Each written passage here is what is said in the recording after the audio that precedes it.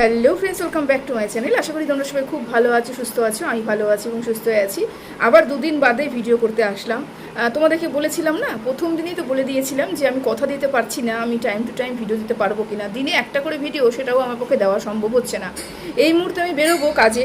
তা কাজে যখন বেরোবো তা ভাবলাম যে চলো 10 মিনিটের একটা ভিডিও তোমাদেরকে করে দিয়ে যাই। তার কারণ তোমরা বলো যে ভিডিও কিন্তু বন্ধ করো না দিদি, ভিডিও বন্ধ করো না। ভিডিও সত্যি সত্যি বিশ্বাস করো আমি বন্ধ করতে চাই না, কিন্তু শারীরিক পরিস্থিতি এতটাই খারাপ থাকে কাজ করে এসে, তখন আর মনে হয় না যে আমি ভিডিও কোনো রকমভাবে করি। আমার মনে হয় না, আমার শারীরিকভাবে আমি ভীষণ পরিমাণে উইক থাকি। আর তার মধ্যে আজকে সুখবরের উপরে সুখবর, মানে বলে না গোদের উপরে বিষ ফোড়া, ঠিক ওই টাইপের হয়েছে। আজকে প্রায় 10 দিন হয়ে গেল আমার কাজের মাসি নেই, মানে আমার হেল্পিং হ্যান্ড নেই, চলে গেছে। আর তারপরে নতুন কোনো হেল্পিং হ্যান্ড আমি পাচ্ছি না। তারা ভাবতে পারছো, দুটো সন্তান, তারপরে আমার নিজের ডিউটি, তারপরে আমার সেন্সেসের ডিউটি, তারপরে যাবতীয় সংসারের কাজ সমস্ত কিছু করে আমার কি নাজেহাল অবস্থা। তারপরে আমি তোমাদেরকে আর ভিডিও দিতে পারছি না, শরীর পুরোপুরি ছেড়ে দিচ্ছে। আর এখন সকাল সকাল উঠেছি, কাজকর্ম করেছি, সব কাজ হয়ে গেছে, এখন ডিউটিতে যাব। তার আগে ভাবলাম যে না চলো একটা ভিডিও দিয়ে যাই। আচ্ছা, আমরা যারা কন্ট্রোভার্সি করতে এসেছি, তোমাদের কি মনে হয় যারা যারা কন্ট্রোভার্সি চ্যানেল খুলে বসে রয়েছে তারা প্রত্যেকে কি কন্ট্রোভার্সি করতে পারি কি না? এখানে কন্ট্রোভার্সি চ্যানেল খুলে থাকলেই যে কন্ট্রোভার্সি করা যাবে তা কিন্তু নয়, বা করতে পারবে তা কিন্তু নয়। আমি তো মনে করি বেশিরভাগ মানুষই এখানটায় কন্ট্রোভার্সির নামে নোংরামি করছে।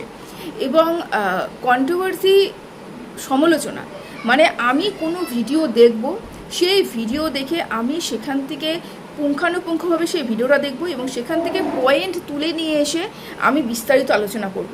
যখন আমি ভিডিওটা দেখব, আমি যদি একটা সত্যিকার সমালোচক হই, আমি যদি সমালোচনা করতে পারি এবং আমার দূরদৃষ্টিটা যদি সেরকম থাকে, বা আমার দৃষ্টি যে ভিডিওটা দেখছি তার উপরে যদি একদম প্রখর থাকে যে না, আমি যে ভিডিওটা দেখছি সেই ভিডিওটা আমি এমনভাবে দেখব এবং এত সুন্দরভাবে বিশ্লেষণ করব যাতে মানুষ মুগ্ধ হয়ে যায়।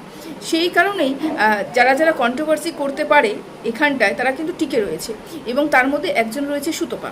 হ্যাঁ, আমি মনে করি যে যথেষ্ট ভালো বুদ্ধিসম্পন্না, এবং তার মধ্যে একটা প্রখর দৃষ্টি রয়েছে সমালোচনা করার মতন। এই দৃষ্টিটা সবার মধ্যে কিন্তু বিরাজমান নয়। কেন আজকে এতগুলো কথা এই মুহূর্তে বলতে বসলাম? আমি গতকাল কয়েকটা ভিডিও দেখেছি, তার মধ্যে একটা ভিডিওর একটাই পয়েন্ট তো অনেকগুলো আছে, একটাই পয়েন্ট তুলে ধরবো। একটা ফোন এসছে, তো একটা কল এসেছিলো, ওই জন্য আমি পোস্ট করলাম। যাই হোক, যেটা বলতে গেছিলাম যে আমি কালকে অনেক কটা ভিডিও দেখেছি, তার মধ্যে একজনের অনেকগুলো পয়েন্টই আছে, অতগুলো পয়েন্টে আলোচনা করবো না, বেসলেস কথা আলোচনা করবো না। তা একটা পয়েন্ট আমার মনে হয়েছে যে এই পয়েন্ট নিয়ে আলোচনা করি, সেটা হচ্ছে আমরাও কন্ট্রোভার্সি করি। তার বক্তব্য, আমরাও কন্ট্রোভার্সি করি। আমি কোনো ব্লগারকে দেখি তারা কি করছে না করছে, আমরা কাজের দিকে নজর দিই। ব্লগারকে দেখে কাজের দিকে নজর দিই, কাজ কি করছে না করছে। কিন্তু সুতপা সেটা করে না। সুতপাকে সে ঘোড়ামুখী বলে, দালাল বলে, তারপরে মামি ড্যাশ বলে, সে কিন্তু ওটা করে না। সে করে কি, যে কে কি ইনার পড়েছে না পড়েছে, কী রঙে ইনার পড়েছে না পড়েছে, সেগুলো সব লক্ষ্য করে। এই বক্তব্য তার।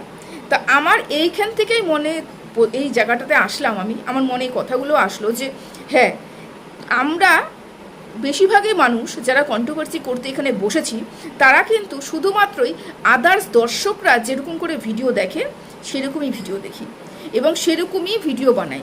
ওই যে বললাম, আমরা সমালোচক হতেই পারিনি ঠিকঠাক করে।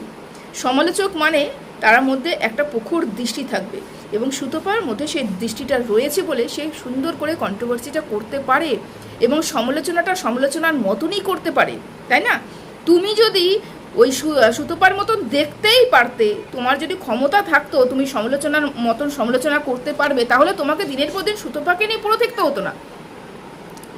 হতো না। এটা শর্টকাট রাস্তা। ও কন্ট্রোভার্সি করবে, সুন্দর করে নিজেকে তুলে নিয়ে আসবে, সব কন্টেন্ট বানাবে, ও খাটবে।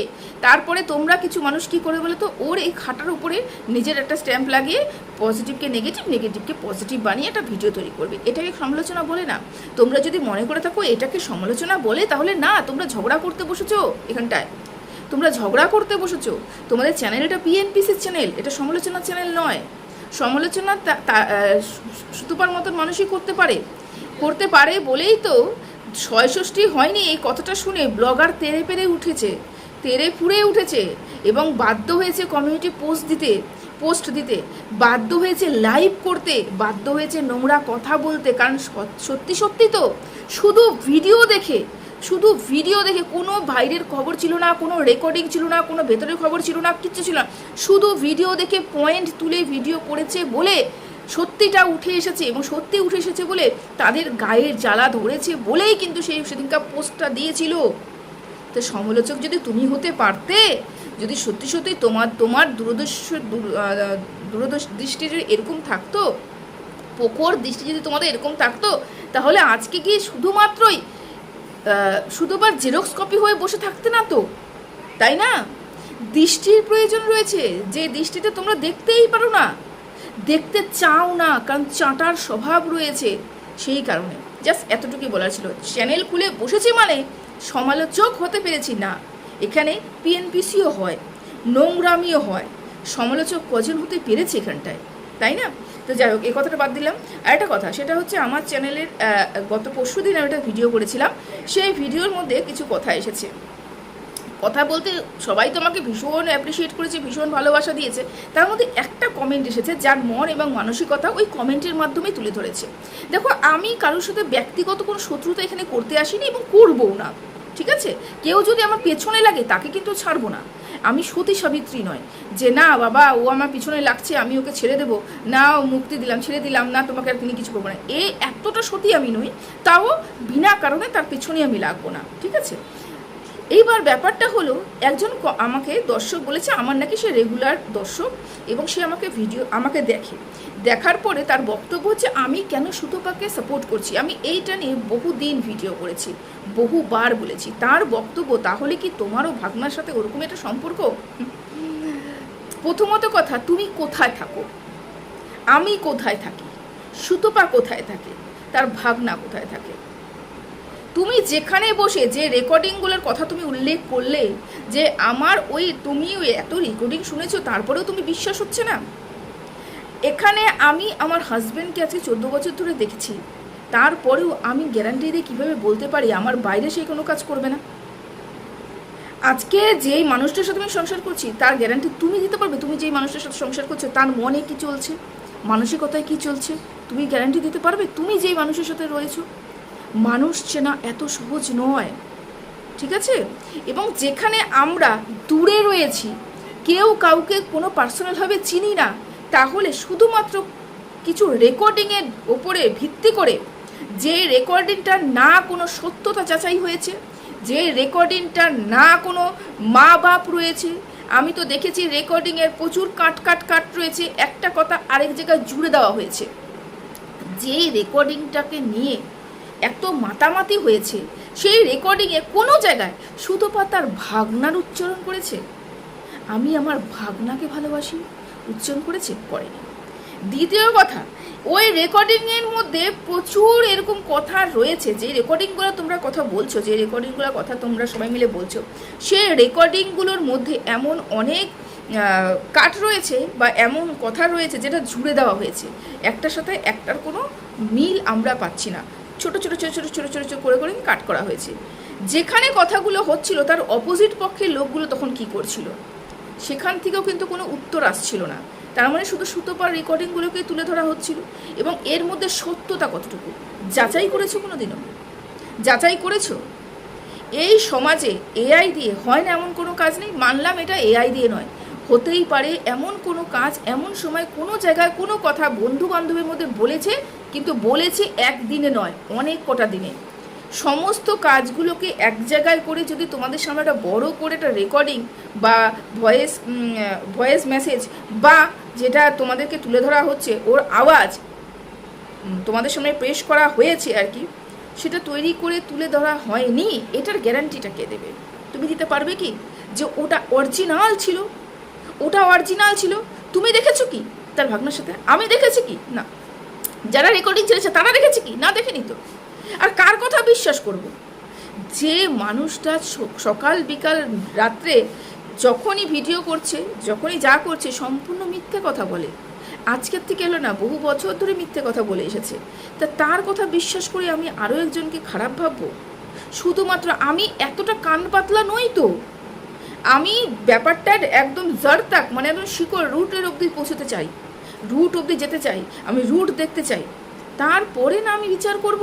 আমি ইউহি একটা রেকর্ডিং আসলো এবং আমার কানটা এতটাই পাতলা হয়ে গেল এবং আমাকে যে যা বললো আমি সেটা বিশ্বাস করে নিয়ে আমি ওকে অ্যাটাক করতে শুরু করে দেবো বা ওকে আমি সাপোর্ট করা বা বন্ধ করে দেবো? কেন? কিসের জন্য? কি কি কি সত্যতা আছে ওটার? কি সত্যতা আছে যে ওটাই অরিজিনালি সত্যি কথা বলছিল? ওটা কোনো বানানো নয় বা কয়েকটা ক্লিপ নিয়ে একটা তৈরি করা হয়নি। কোনো সত্যতা তুমি প্রমাণ করতে পারবে? তুমি গ্যারান্টি দিতে পারবে? পারবে না। কিন্তু তারপরেও তোমাদের বক্তব্য একটাই যে সুতপা একটা খারাপ মহিলা, তার সাথে কোনো রকমভাবে সম্পর্ক রাখা যায় না। এটা তোমার ব্যক্তিগত মতামত, আমার নয়, আমার নয়। আমি আবারও বলছি, এখানে কাউকে আমি শত্রু করতে আসিনি। তার মানে এটা নয় যে বিনা কারণে আমি সত্যতা যাচাই না করে যা কাউকে এখানে যা ইচ্ছে তাই বলে দিয়ে বসবো, একদমই নয়। ঠিক আছে?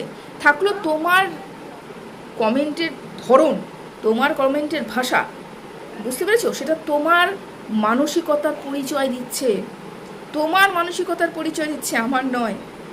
আমার মানসিকতার পরিচয় আমার দর্শকরা ভালো মতন বুঝতে পারছে। আমার মুখের ভাষা কোনোদিনও খারাপ হয়নি। তোমার মুখের ভাষা শুনে যাচ্ছি করতে ইচ্ছে করছে।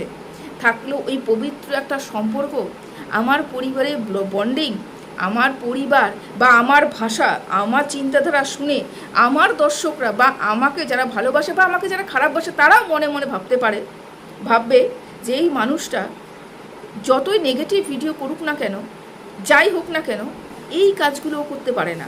বা ওদের পরিবার কি পরিবার তোমরা মুখে আনতেও পারো, আমি মুখ দিয়ে বলতেও পারছি না। ঠিক আছে? যাই হোক, ভাত দিলাম। তোমার কমেন্ট তোমারই মানসিকতার পরিচয় দিয়েছে, আর কিচ্ছু না। তোমার ভাষা তোমার শিক্ষার পরিচয় দিয়েছে, আর কিচ্ছু না। আমি চাইলেই তোমাকে দুটো গালি দিয়ে কথা বলতে পারতাম। আমার শিক্ষা নয়, আমার শিক্ষা এটা পারমিশন দেয় না আমাকে। ঠিক আছে? থাকলেও গতকাল থেকে প্রচুর লড়াই ঝগড়া হচ্ছে, অশান্তি দেখতে পেলাম। সেটা হচ্ছে সুতপার টাকা নেওয়া নিয়ে।